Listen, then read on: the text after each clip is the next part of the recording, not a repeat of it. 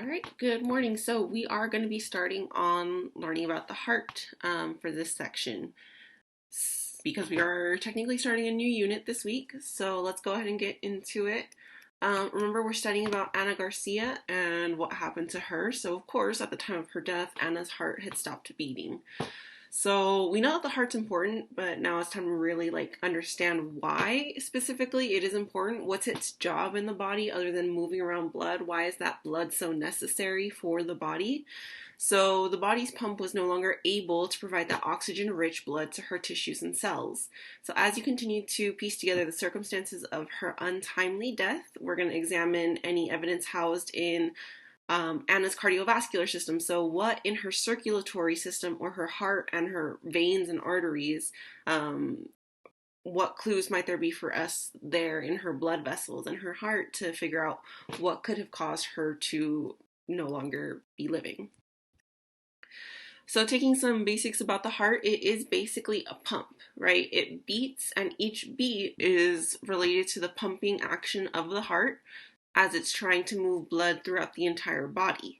So on average, a person's heart beats about 100,000 times every day, or 35 million beats a year, and 2.5 billion beats in the average person's lifetime, which is about 60 to 70 years.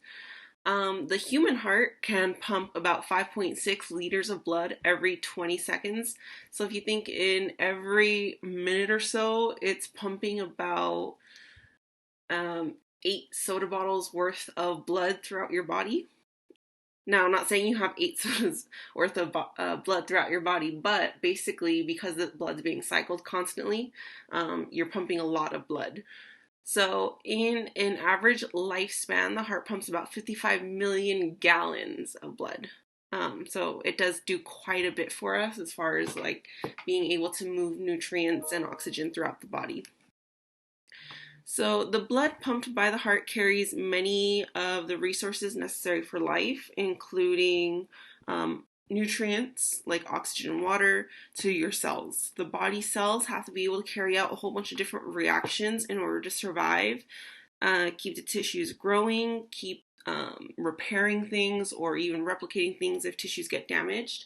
And then all of these processes actually require energy, and your body needs oxygen that it gets from the blood to be able to get that energy. So all cells are in need of a constant supply of oxygenated blood, or blood that has oxygen in it.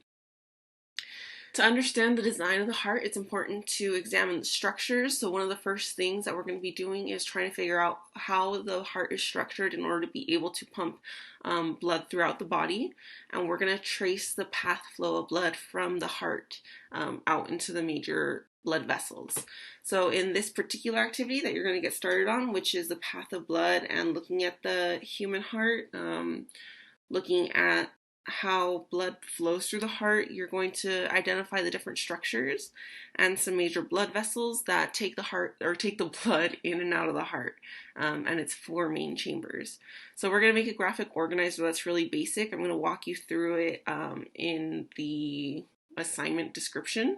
But basically, it's going to show how blood flows between the 4 different chambers, as well as the heart, from the heart to the lungs, and then from the heart to the body.